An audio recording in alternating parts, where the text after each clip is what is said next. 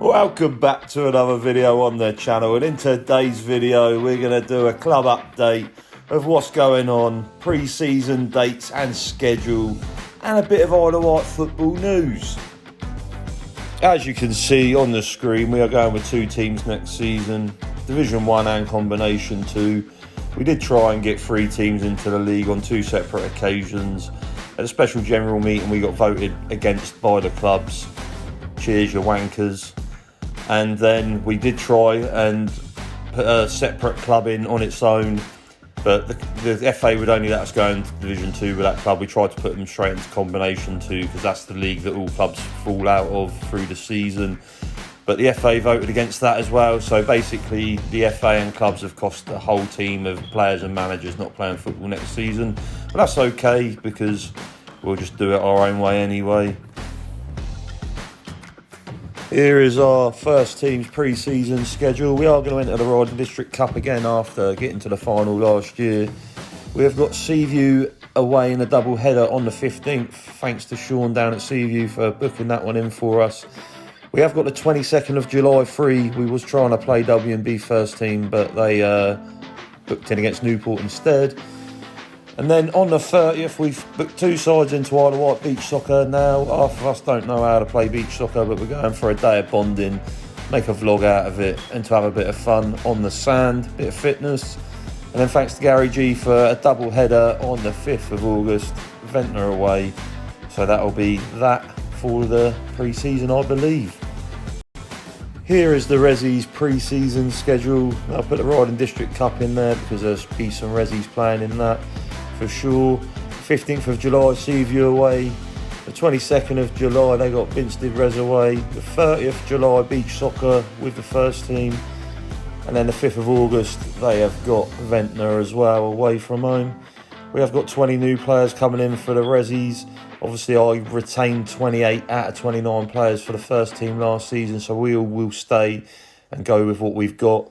There is a couple of new signings. I will reveal them in due course on another video. Right, we're going to get into a bit of Isle of Wight football news. First of all, we're going to talk about Oakfield Football Club.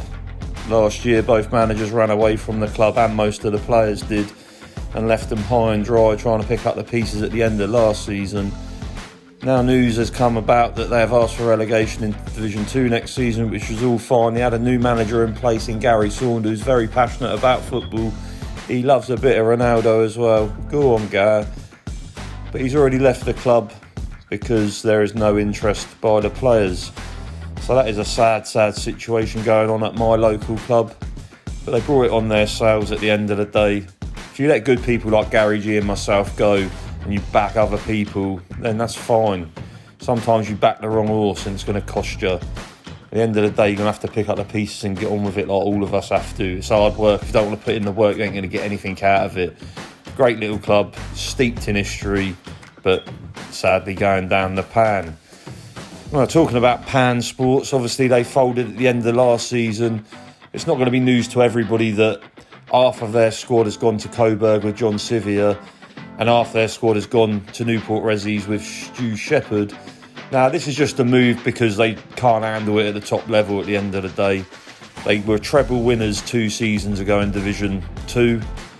They went up to Division 1 and started off the season brilliantly. They've won 4 out of 6, I think, in the first 6 games, and they carried on. They finished mid-table, so not actually a bad season. They had to fold their Resis because players obviously left, and with cases passing, it wasn't the same. But yeah, to split and go to a level where you know you're going to win at, it's just bullshit, really. So that's what them boys at Pan are doing. They're going to play at a lower level, so they have an easier season. But if Oakfield don't get a side out next season, Division 2 is only going to have 9 clubs in it.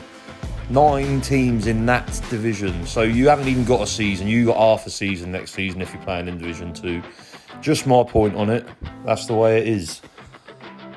Next up, we got new managers in Isle of Wight football. Cowes Sports Reserves have appointed Lewis Riley. Braden Town first team have appointed Will Dallamar. Binstead Reserves have taken on Luke Clark.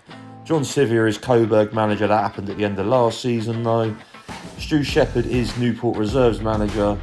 And Shanklin, after their manager has won the league 2 seasons on the trot, has taken a break.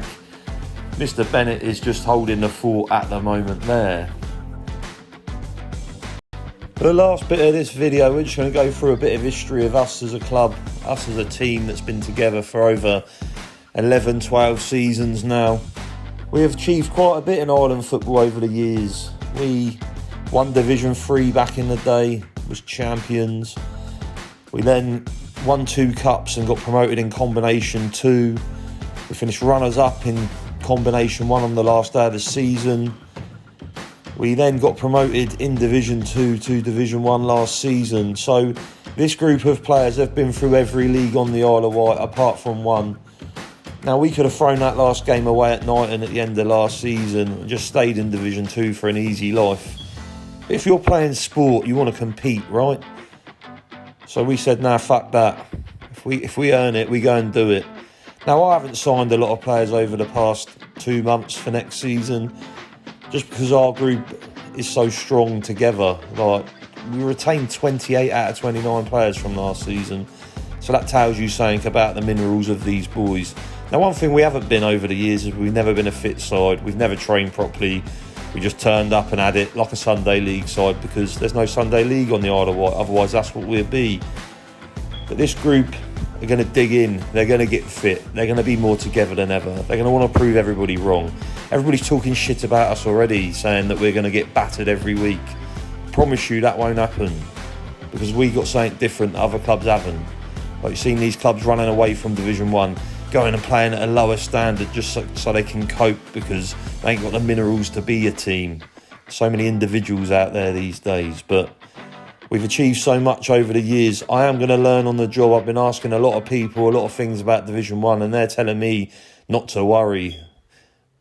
But we will cover every basis. We will be organised to fuck. We'll be aggressive as fuck because that's all we know and that's what we'll do. I hope everybody's had a great week and remember, up the fucking park.